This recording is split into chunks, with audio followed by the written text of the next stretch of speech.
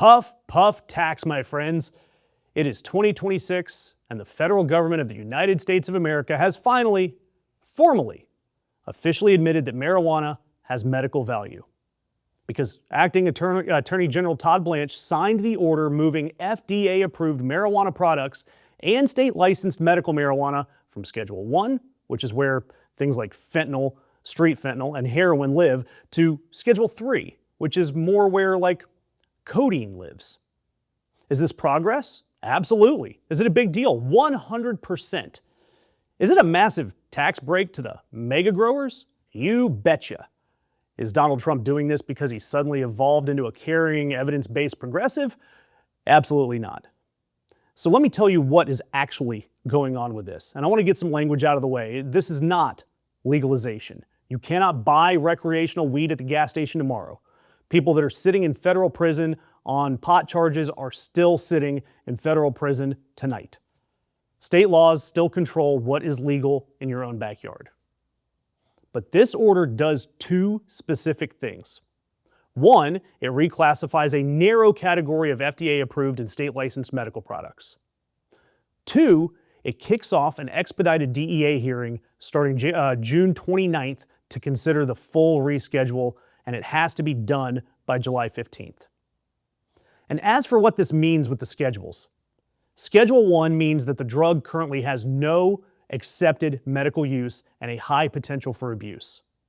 Schedule 2 is potential for abuse, but it has some medical use. Schedule 3, which this is being moved to, says the drug has accepted medical uses and a moderate to low potential for dependence. So moving weed from 1 to 3 is a big, big legal shift. And the cannabis industry has been waiting for this for literally decades. So why now? Why is this guy who told voters in 2024 that the state should pass laws so that we don't smell marijuana everywhere we go? Why is he the one that's pushing this through? Because I want you to think about this. Look who the type of people are that are running the Republican Party. People like Donald Trump and old Ronnie Tall Shoes DeSantis. These are grown men, one of them running the most powerful country on earth, the other runs the most Florida place on earth. And between the two of them, their stated public policy on marijuana has essentially boiled down to this. It stings the nostrils. They don't like the smell. And you're talking about DeSantis, a heartless man who flew migrants to Martha's Vineyard as a political stunt, that guy. And his primary objection to marijuana was the stench, the putrid smell.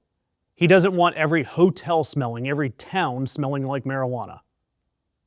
That's their excuse. I mean, and look, they're going to lose on science because evidence shows that marijuana reduces chronic pain by up to 40% without all the nasty opioid side effects.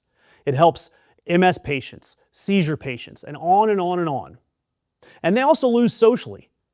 It's something like 70% of Americans support some form of marijuana legalization. So the only argument that they have to fall back on is it stinks. That's the level of argument from our diminutive governor and of the third largest state in America. And I've met 4-year-olds that have a more sophisticated opinion about green beans than these men have about federal drug policy. But here's where it gets a little funny. Florida is the third largest medical marijuana market in the country. $2.5 billion a year in sales and growing. And they're behind only California and Michigan, both of which have full recreational legalization. Florida, it's medical only. They are keeping up with the big boys on medical alone.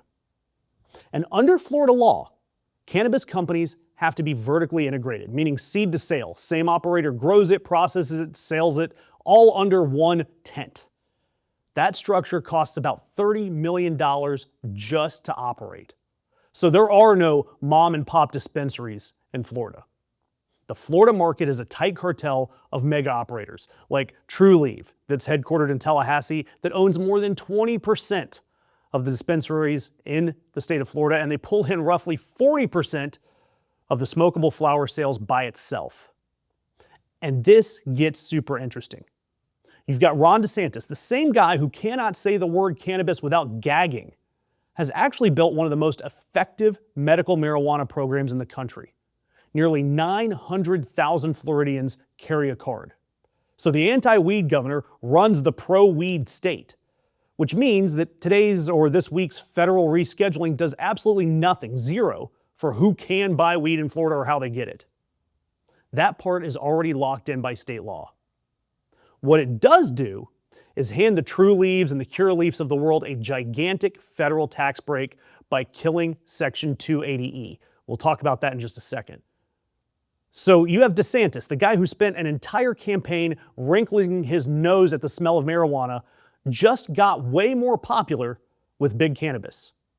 Anti-weed governor, pro-weed business environment. He gets the benefits all the way across. And back to Trump.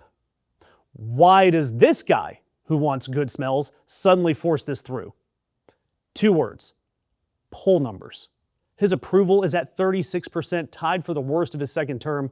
The Iran war is a mess. The economy's a mess. Gas is through the roof. He needs a win, and a win now. So medical marijuana is one of the few policies where you can get bipartisan applause without doing any actual work. You're gonna get great headlines just by signing a piece of paper. Trump delivers historic cannabis reform, and he can pretend like he just cured cancer and move on. But I need to go back to the tax breaks, because the biggest winners in all of this are the large, well-capitalized, publicly traded cannabis companies. Rescheduling to Schedule 3 wipes out Section 280E of the IRS code, which has been forcing cannabis operators to pay federal taxes on gross revenue instead of profit, the net. So this fundamentally changes the tax economics of big cannabis businesses, especially in states with huge dispensaries on the medical side like Florida. And reports across the board are noting that the biggest beneficiaries are actually the ones that are multi-state operators like Tilray and Curio. The little mom and pop dispensaries, the ones down the road, the guy selling legal edibles out of his strip mall, they may get a little tax break, but the giants are getting a mountain of a tax break. And remember, before I see the comments, I'm not saying that this is a bad thing. It is genuinely a step in the right direction. Researchers can finally do real studies on THC and CBD. Medical patients will eventually get easier access. And yeah, there are tax benefits that will come to anybody in that vertical of producing marijuana. It is all good. But what I'm saying is this is not going to materially change where cannabis sits in American society. People who want it can already get it in most states. People who don't, still don't have to smoke it. 14 states still have full prohibition. There are still federal criminal penalties for possession. The VA cannot prescribe it. People in federal prison on weed charges are still going to be there tomorrow. This is a good step, but it's not the finish line. It's just a guy trailing in the polls, signing the thing that's been sitting on his desk since December, because his December order was actually the one that did the heavy lifting. And now his own DOJ, after slow walking it so hard that he had to complain about it publicly last week, now you have this orange turd sitting like a hero. But he's not a hero. He's a man who couldn't get his own agency to follow through until his approval rating dropped to 36%. I'm not going to look a gift horse in the mouth, but I do know whose horse is getting paid.